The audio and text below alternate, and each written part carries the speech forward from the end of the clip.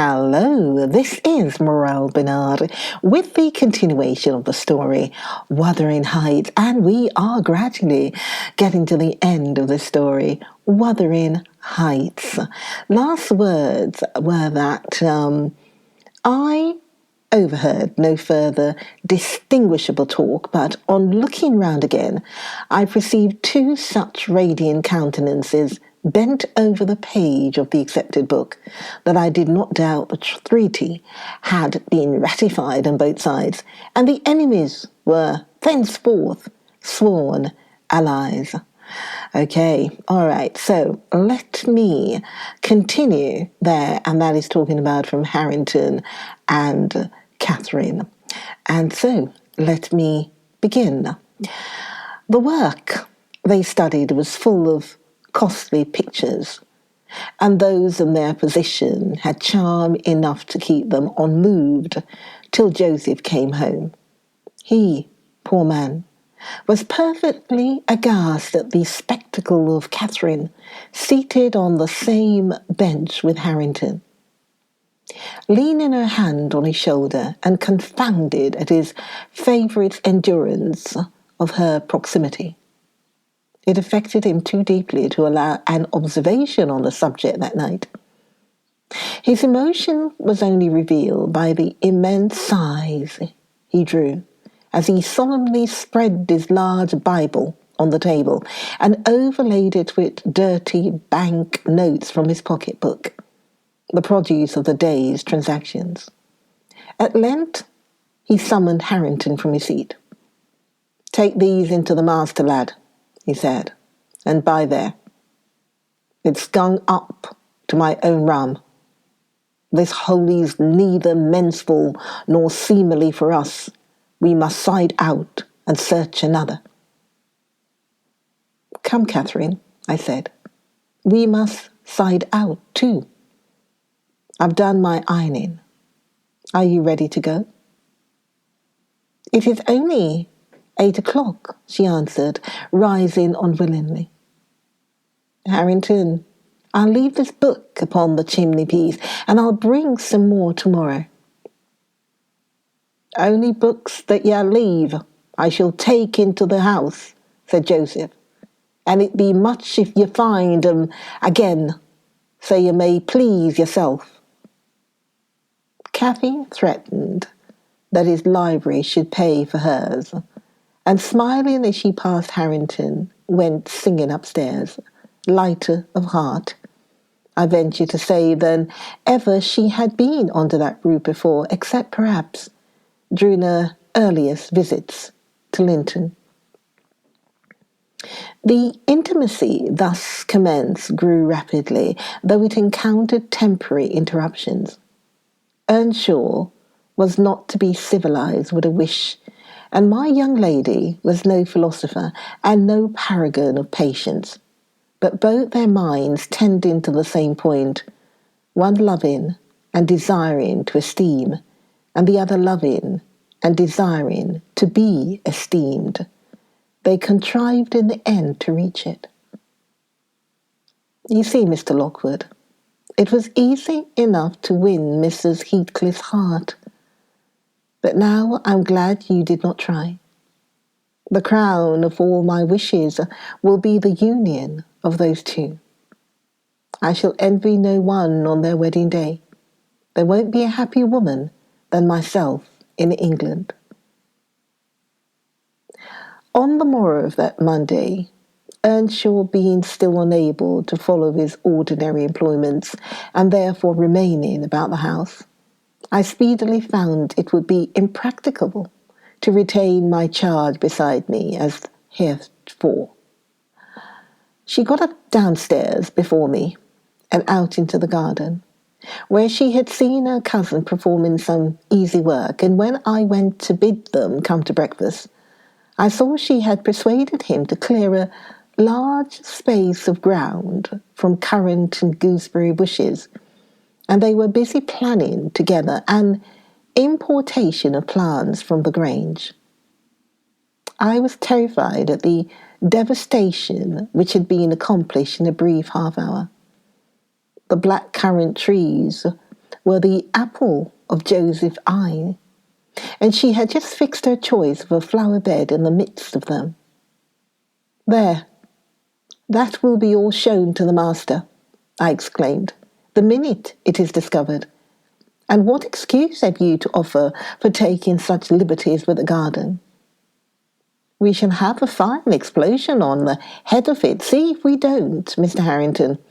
I wonder you should have no more wit than to go and make that mess at her bidding."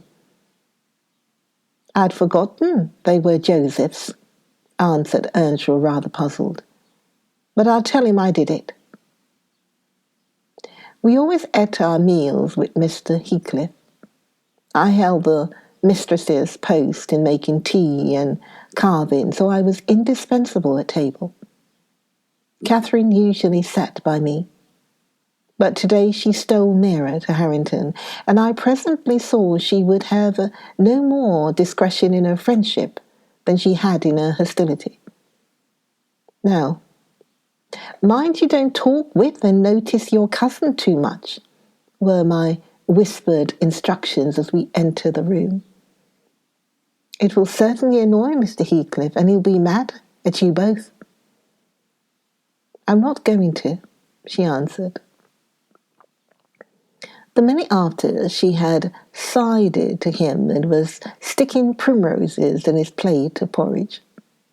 He dared not speak to her there. He dared hardly look. And yet she went on teasing, till he was twice on the point of being provoked to laugh. I frowned, and then she glanced towards the master, whose mind was occupied on other subjects than his companion.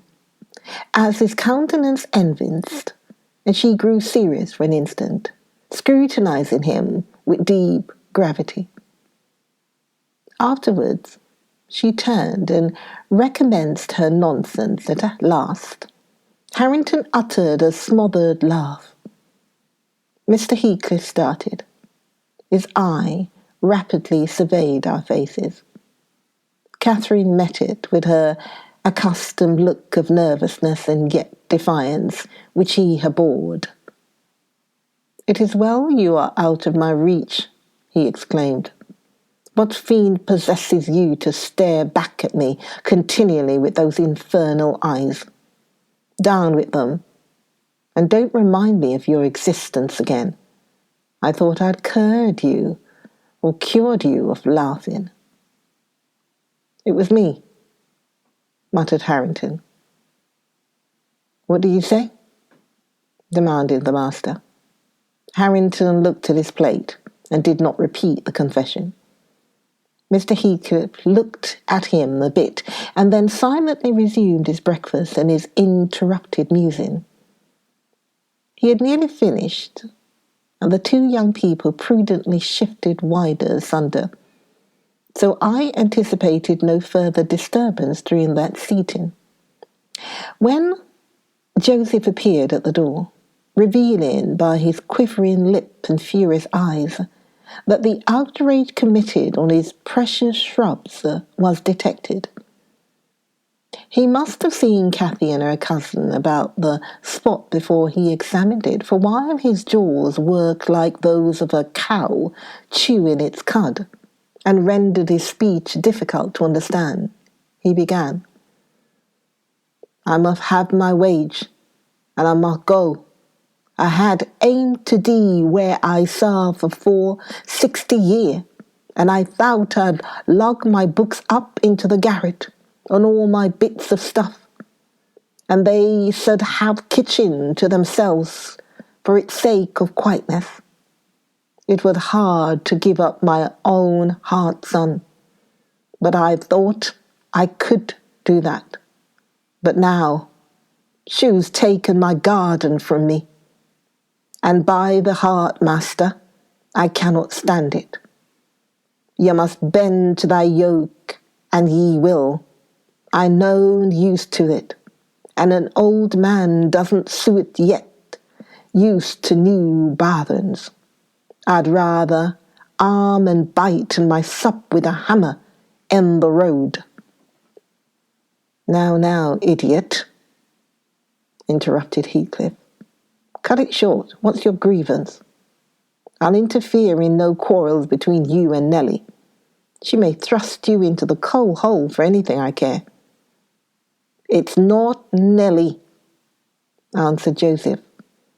I sedn't shift for Nellie. Nasty it nout and shoe is. Thank God, shoe can't stale the sow of nobody. She were never so handsome, but what a body mud look at her without winking. It's yon flaysome, graceless queen, that witched, our lad, with her bolden and her forward ways. Nay, it fair burst my heart. He's forgotten all I've done for him, and made on him, and gone and riven up a whole row of the garden, currant trees garden. And here he lamented outright, unmanned by a sense of his bitter injuries, and Earnshaw's ingratitude and dangerous condition. Is the fool drunk? Asked Mr. Heathcliff. Harrington, is it you he's finding fault with? I pulled up 2 or 3 bushes, replied the young man, but I'm going to set 'em again. And why have you pulled them up? Said the master. Catherine wisely put in her tongue. We wanted to plant some flowers there, she cried. I'm the only person to blame, for I wished him to do it. And who the devil gave you leave to touch a stick about the place? Demanded her father-in-law, much surprised. And who ordered you to obey her? He added, turning to Harrington. The latter was speechless. His cousin replied, You shouldn't grudge a few yards of earth for me to ornament when you have taken all my land. Your land? Insolent slut! You never had any, said Heathcliff.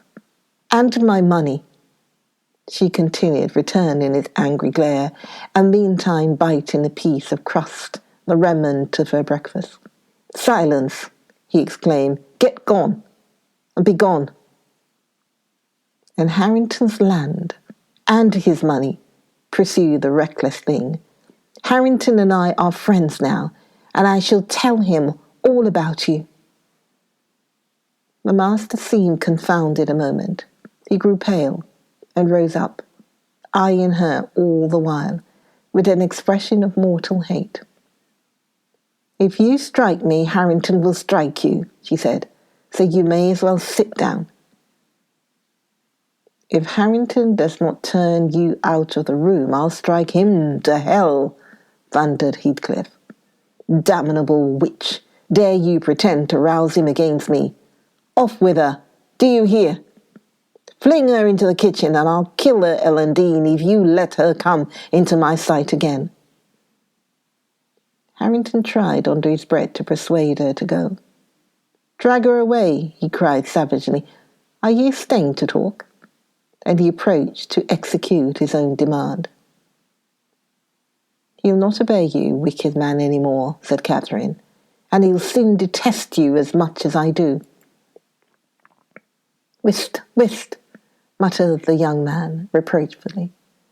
I will not hear you speak so to him. Have done. But you won't let him strike me, she cried.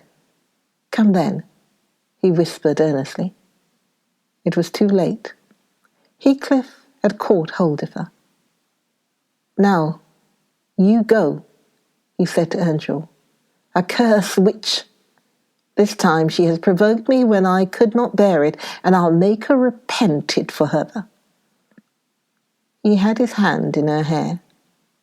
Harrington attempted to release her locks, and treated him not to hurt her that once. Heathcliff's black eyes flashed. He seemed ready to tear Catherine in pieces. And I was just worked up to risk coming to the rescue, when of a sudden his fingers relaxed. He shifted his grasp from her head to her arm, and gazed intently in her face.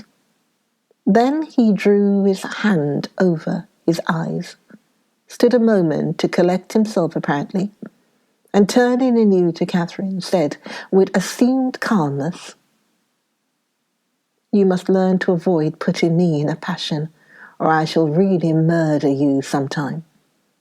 Go with Mrs. Dean and keep with her, and confine your insolence to her ears. As to Harrington Earnshaw, if I see him listen to you, I'll send him seeking his bread where he can get it.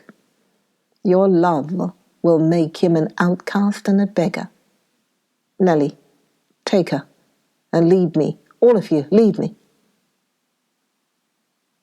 I led my young lady out. She was too glad of her escape to resist. The other followed, and Mr. Heathcliff had the room to himself till dinner. I had counselled Catherine to dine upstairs, but as soon as he perceived a vacant seat, he sent me to call her. He spoke to none of us, ate very little, and went out directly afterwards, intimating that he should not return before evening. The two new friends established themselves in the house during his absence, where I heard Harrington sternly check his cousin on her offering a revelation of her father-in-law's conduct to his father. He said he wouldn't suffer a word to be uttered in his disparagement. If he were the devil, it didn't signify. He would stand by him, and he'd rather she would abuse himself, as she used to, than begin on Mr. Heathcliff.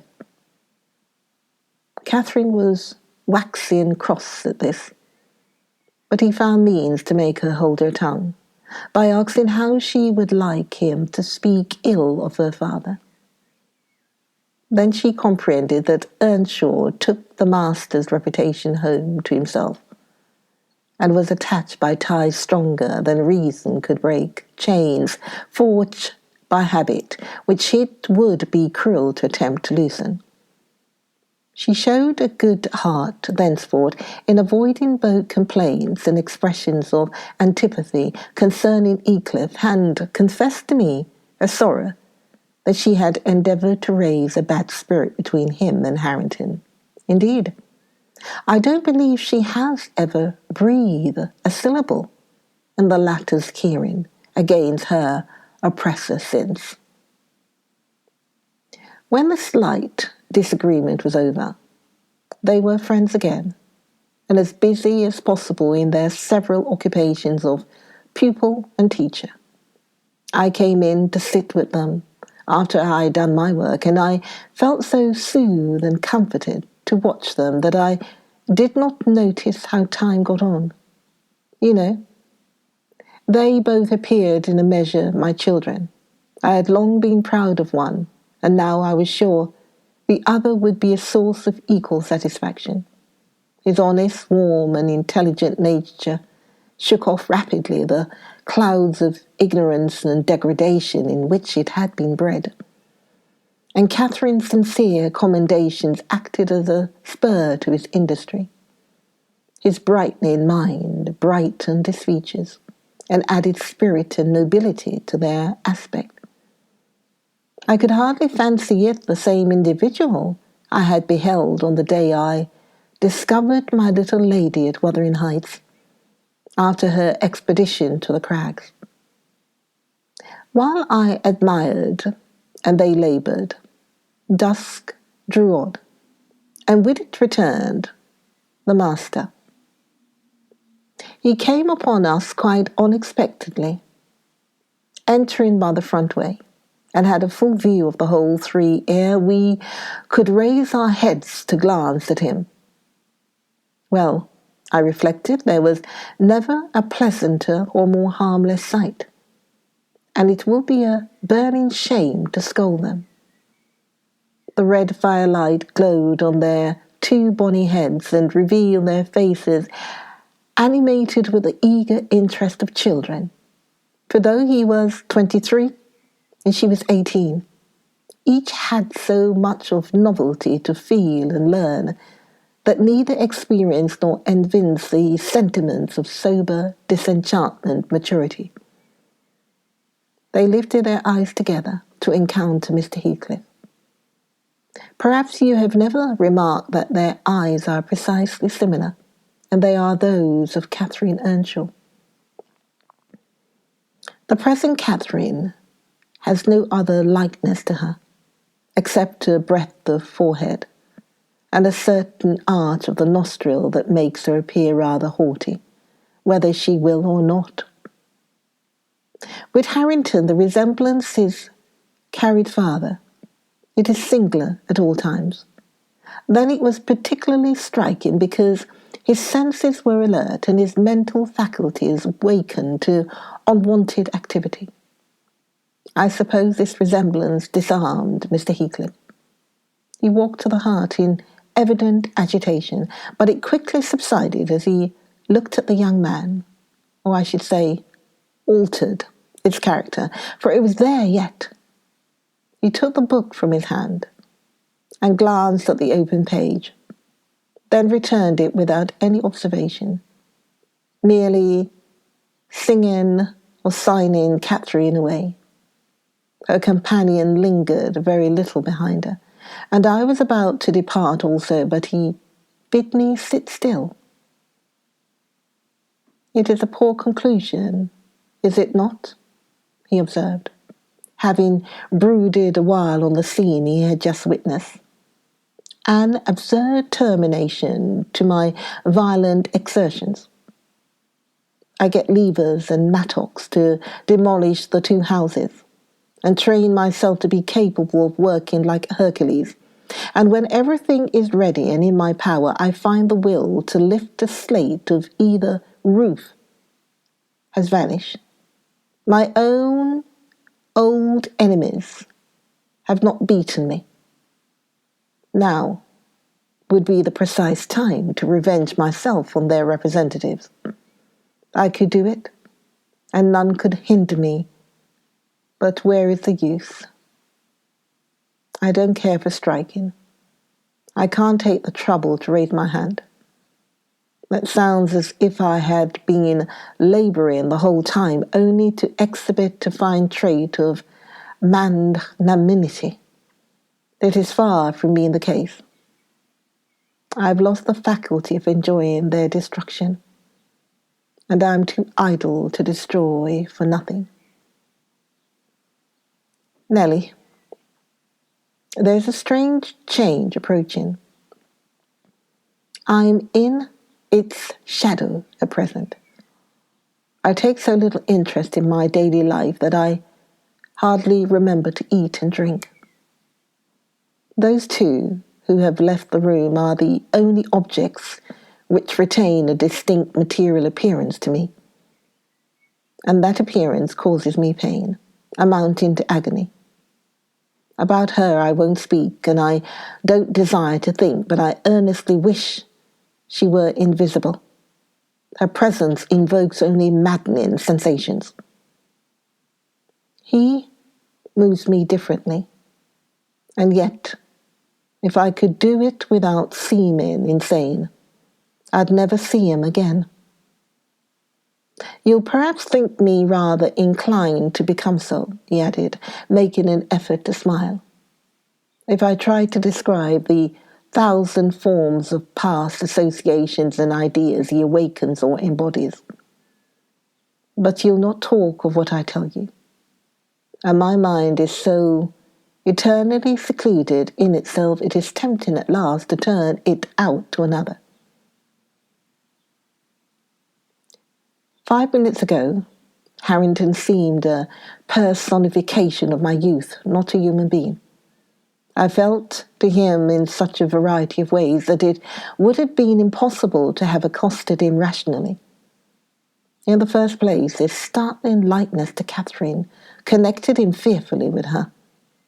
That, however, which you may suppose the most potent to arrest my imagination, it actually the least. For what is not connected with her to me, and what does not recall her? I cannot look down to this floor, but her features are shaped in the flags, in every cloud, in every tree, filling the air at night, and caught by glimpses in every object by day. I am surrounded with her image, The most ordinary faces of men and women, my own features, mock me with a resemblance. The entire world is a dreadful collection of memoranda that she did exist and that I have lost her. Well, Harrington's aspect was the ghost of my immortal love, of my wild endeavours to hold my right, my degradation, my pride, my happiness, and my anguish. But it is frenzy to repeat those thoughts to you, only it will let you know why, with a reluctance to be always alone. His society is no benefit, rather an aggravation of the constant torment I suffer. And it partly contributes to render me regardless how he and his cousin go on together. I can give them no attention anymore. But what do you mean by a change, Mr. Heathcliff? I said, alarmed at his manner, though he was neither in danger of losing his senses nor dying. According to my judgment, he was quite strong and healthy, and as to his reason, from childhood he had a delight in dwelling on dark things and entertaining odd fancies. He might have had a monomania on the subject of his departed idol, but in every other point his wits were as sound as mine. I shall not know that till it comes, he said. I'm only half conscious of it now. You have no feeling of illness, have you? I asked. No, Nelly, I have not, he answered. Then you are not afraid of death? I pursued. Afraid? No, he replied. I have neither a fear, nor a presentiment, nor a hope of death. Why should I? With my hard constitution and temperate mode of living, and on perilous occupations, I ought to, and probably shall, remain above ground till there is scarcely a black hair on my head. And yet I cannot continue in this condition. I have to remind myself to breathe, almost to remind my heart to beat. And it is like bending back a stiff spring. It is my compulsion that I do the slightest act not prompted by one thought, and by compulsion that I noticed anything alive or dead, which is not associated with one universal idea. I have a single wish, and my whole being and faculties are yearning to attain it.